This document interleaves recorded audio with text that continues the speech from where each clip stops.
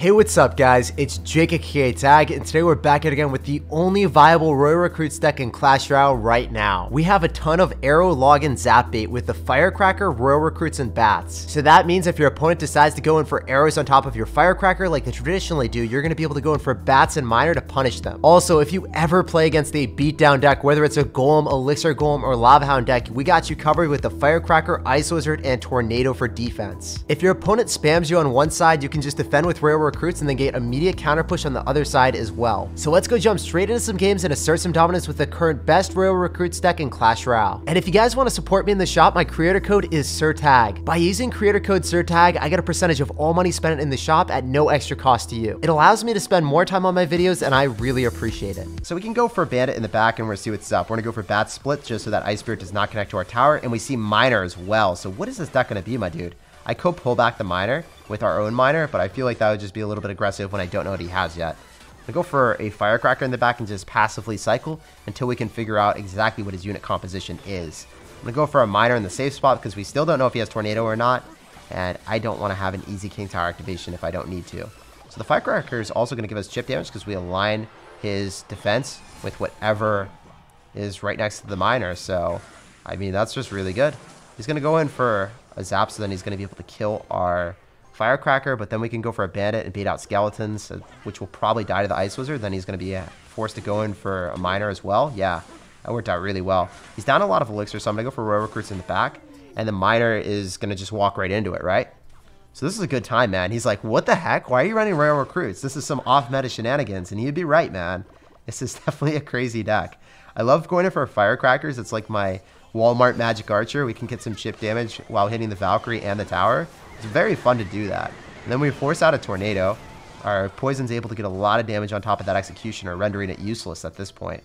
And I guess he could drop something in front of that. He's going to elect to do that, but in reality, it doesn't matter, right? We can just tornado it all back.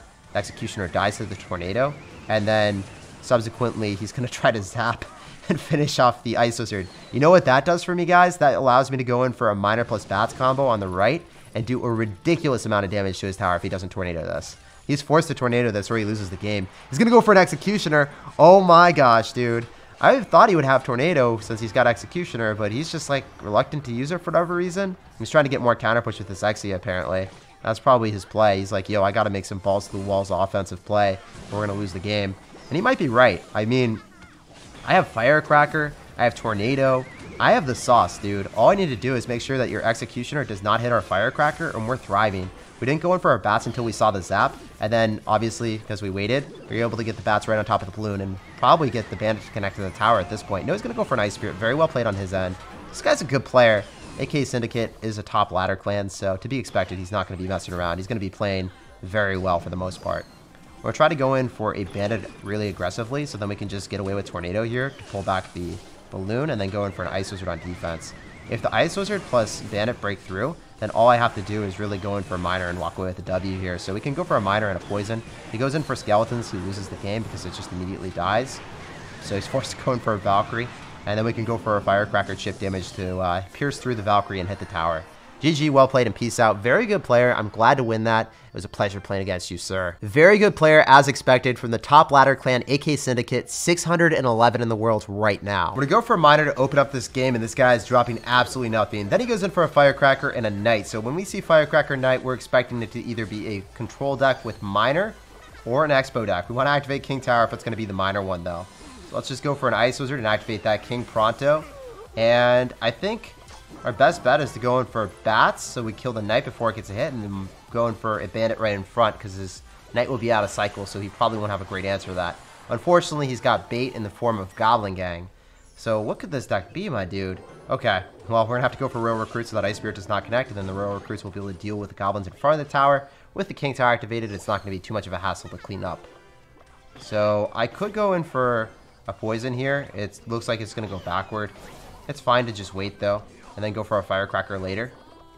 I wonder what he's going to do. I think we're going to have to use tornado on defense every single time because we do not have a small spell. So that is one thing that is a little bit concerning for me. So the firecracker would lock onto ours, and ours would just die. So I need an ice wizard instead because it was hitting the knight first. And we know he's Goblin Gang in cycle. Oh, wow, he's got arrows too. So against arrows players, our best way of combating them is going in for bats and miner on defense, and then offense right after. So if he arrows the bats, then our firecracker will give us a very valuable slot. And if he decides to not arrow the bats, then we can go in for bats and miner on offense and get a lot of value from it on offense as well, because it's difficult to defend that if you don't have proper air defenses with no small spell to kill it. So a lot of times you can bait out fireballs or bait out firecrackers and catch it with a miner, and then you get so much damage on your opponent. So our Royal Recruits are going to give us a ton of value as well, translating defense to offense as always. And he's going to go in for a Goblin Barrel. We can just Tornado it directly to the middle, and it doesn't do any damage to our tower. Notice that placement. If you guys have Tornado, you want to drop it right in the middle, like I just did. 0 tower damage on our tower on the right. So that feels great. We can go for a Poison, so then we can just get a little bit more chip and kill his Firecracker. Even if he tries to defend it, it will fall. So that's good. Remember, we want to bait out the arrows. So we're going to go in for Miner plus Bats here. And then go for Firecracker on defense to offense. It's going to get pushed from the other side, I hope. Please? No, it's still going to stay on that side. We got so much damage with those bats, as I said before. If they decide not to arrow the bats, they're just going to lose the game. So that's why we have bats in this deck. If we didn't have bats, we would probably want like a skeleton barrel or something along those lines. I think that bats are a little bit better in defending in most situations, so that's the reason why we chose them opposed to dropping skeleton barrel. Bats are actually able to defend against a balloon push. I'm going to go and drop another Tornado. He's going to get some damage because you dropped it further back. He tried to evade me and get sneaky there. It's not going to matter, though. GG, well played, and peace out. We just need one miner hit or a poison, which we're about to cycle to. Which tower do we want, guys? The right or the left? Aw, we took the left. We didn't even get that choice. GG, well played, and peace out, man. We're going to sauce out a good luck, and we're going to go in for a bandit in the back. This man is not cycling anything at all, so that bandit is going to give us a lot of value. Just by cycling it earlier than our opponent, we were up 1 elixir. We're going to go in for a miner here, and we could poison if he tries to defend that. The one thing that I love doing when they drop a ranged unit, whether it's like a princess, a magic archer, a musketeer, a lot of times they'll drop something right on top of it right after, right? Because they'll expect you to miner on top of it. But if you miner away from it and then poison, you can hit all of the units at once, and it's just spectacular. We're going to wait for his Tornado, then we Tornado the last possible second, pull everything back and keep our Firecracker alive, and then drop a bandit so then the healer does not just make our lives miserable right now. I mean, the bats are still alive, but this is a great scenario to counter push with bats. The bandit is still in a threshold that it will get damage onto our opponent's tower, even if he logs or zaps or whatever. He likes to log, and then the bandit bounces through at 1 HP. The 1 HP hero wrecking the dirty Elixir Golem player, and he is just he's so angry right now. It's like, why am I losing? I'm running Elixir Golem. How could I possibly lose a game of Clash Royale? Well, you're playing against one of the decks that has the best defensive capabilities in the game. I have Ice Wizard, Tornado, and you can't really break through when I have Firecracker, Ice Wizard, and Tornado on defense, no matter what you have. I'm pretty sure it defends everything. This used to be the most overpowered deck in Clash Royale, the one that he's running right now. Takes absolutely no skill to play. It still is good, and it still takes no skill, but our deck has better defensive capabilities, and we don't even need Bomb Tower anymore since the Elixir Golem got nerfed, which is really cool because I was forced to run Bomb Tower in every single one of my control decks, but now I can get counter push with my Royal Recruits and going for a miner afterward, opposed to having the Bomb Tower still sitting on my side of the map and doing absolutely nothing. So, again, he's going to try and test his luck, see if he can break through, but I don't even need a poison, dude. I can just use my Firecracker. You're going to Tornado everything, so we want to Tornado everything back. We're going to Tornado everything together. I thought he was going to Tornado it into the Night Witch, but he didn't. He elected not to, which is interesting. I can go for a bandit, bats, and miner here because he cycled his Electro Dragon and Tornado, so that means he's not going to have anything for the bats if we tank for them. They should be able to take the entire left-hand tower now. Nope, he's going to Fireball it. Okay, well, he did have something. He had a 4 elixir counter to bats. I stand corrected, guys. So, as I said before, it's going to be very easy to defend anything that he does. The Firecracker's range coupled with the slow of the Ice Wizard is unparalleled. Like, it is so difficult for him to break through this. He can log together the Firecracker and the Ice Wizard when he Tornadoes them, but I mean, that's also a 5 elixir counter to a Firecracker that's 3 elixir, and when I'm running a control deck, I undoubtedly will be up elixir, and I'll have so much time to deal with you since the Ice Wizard will slow everything down, the Tornado will pull all your stuff back, and we'll just win the game. We took 2 towers convincingly to a 0 towers from him. GG, well played, and peace out, Girl Scout. Definitely want to go for an Ice Wizard in the back in the same lane as that Dark Goblin. Maybe we can snipe it with a Bandit. I'm feeling a little bit frisky, boys. We're going to go in for that Bandit snipe. Bandit's going to go hit the Dark Goblin, then go direct right on top of the tower. Oh, I know he's going to get Goblin Gang right in the nick of time, man. Very well played on his end. So he's going to have Goblin Gang. He's going to have Dark Goblin, and he's going to have probably a bait deck. If he's playing bait, we want to save our Tornado until we can figure out if he's going to have Goblin Barrel or not. So definitely want to go in for a Firecracker here because we haven't seen any arrows. We've just seen Log from him. He's probably a Princess. Princesses, we're going to poison the other side. Princess takes 3 ticks to die inside the poison, so it will fall. The Firecracker is going to be put in vicinity that he can just ignore it at this point. This does die to tower. I'm going to activate King Tower here. See what else we can accomplish. And we're up damage right now, so there's that. I can go for a bandit on top of the Dark Goblin to stop it from getting any chip. Then he's going to go in for a Goblin Gang right after. So that is not going to be very good for me, but I can go for an Ice Wizard in the middle and then go in for a Miner to counter push. So we definitely want to go same lane as him. He doesn't want to go same lane as us. We want to be able to counter push with our Ice Wizard and then get value with it every single time. I'm going to drop my Miner in an easy to predict spot, but it's not going to get hit by the Tesla. So I could have dropped it in an inside spot, and I think that would have been slightly better. Yeah, he's good enough to know that I wouldn't drop it in the spot that would get hit by the Tesla, but it's so predictable that he's always able to catch it with a Valkyrie. So if I think about it in another way, it's better to drop it in a spot that at least gets some damage. I got 0 damage there. So if I drop it like, let's say right here, yes, it gets hit by the Tesla, but it's fine because I get some damage or some value from it overall, right? I'm going to poison so that we can kill the Princess. And it's obvious that we don't get much damage with these Royal Recruits, but it's still fine. I can go in for a bin and try to snipe this Dark Goblin as soon as possible, so that's going to be okay. So I'm going to go and snipe that and then hit the tower if he doesn't have Elixir. He was really a little low amount of Elixir, so I felt comfortable going in for that bandit because he dropped Log, he dropped Princess, he didn't have any Elixir at all. So he's going to go for Tesla. I want to go in for, you know what, because I'm cycling Bats here on offense, I actually can go in for that spot, and it's fine. Definitely want to go for a Tornado and preemptively pull everything so I don't take any damage. We pull the Valkyrie back, so the Bats are able to get some value. And then I can go for a Firecracker and be able to kill the Dark Goblin. The Dark Goblin's going to lock onto the tower. That doesn't really matter at all. I'm going to go for Ice Wizard so the Princess doesn't lock on.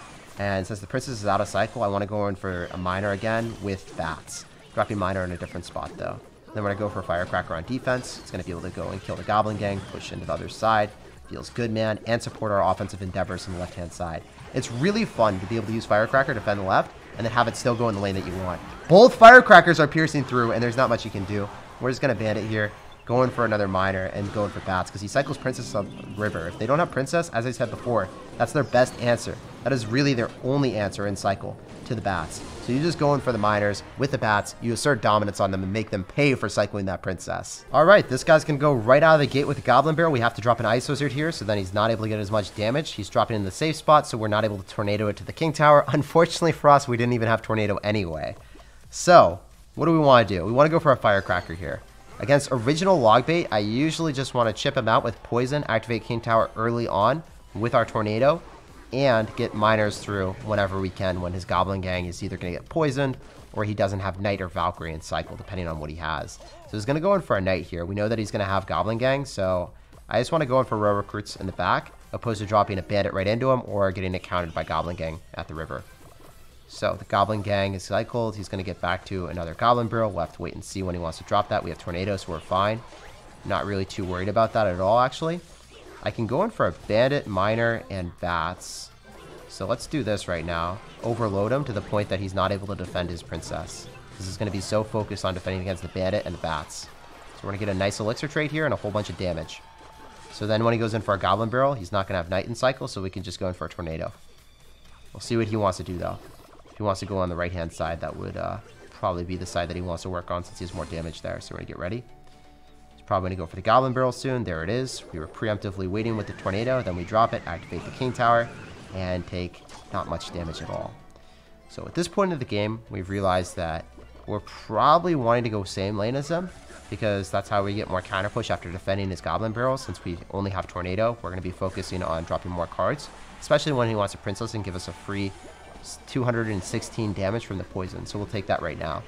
I can go for a Miner and Bats on the right-hand side if I really want to, because the Princess is out of cycle, but he'll probably Goblin Gang. So the way that I want to orchestrate this is I wanted to go for Firecracker, and I wanted to go in for Bats and Miner. He's going to log this for sure, but he's not going to have Princess, so this is going to be fine. So I think that the Bats might just get on top of the tower. Yeah, that's going to be so much damage. So when his Princess is out of cycle, you take advantage of it with the Bats, and that's how you get all of your damage with this deck. Otherwise, you just want to poison the Princesses, get chip damage while you can, and walk away with the W's afterward. Always want to go for your Tornadoes in the middle, so then you're able to pull the Goblin Barrel, so then all towers can shoot it. It's the quickest possible way of dealing with it. Want to go for a firecracker when we can. We also want to go in for a poison because we know the princess will still be within poison range. It's going to take 3 ticks from a poison if you guys did not know. Unfortunately, we're not able to afford the tornado, so we're going to have to go in for our Walmart counter of bats, and then we're going to go in for a miner on offense. So we need 1 hit. Miner does 64 a hit, and poison does 216. So now he is well below that threshold. All we have to do is focus on defending. So what I want to do is I want to tornado everything back, so if he goes in for a goblin barrel, then he doesn't have anything tanking, so then we're able to just focus down the goblins. As a result, we're able to walk away with the W because the ISOs made him drop it in a different spot that he didn't want to because he was really worried about us just like countering it. And GG, well played, and peace out, Girl Scout. Pleasure playing against you, man. Log bait is difficult if you don't have a small spell, but we're still able to win.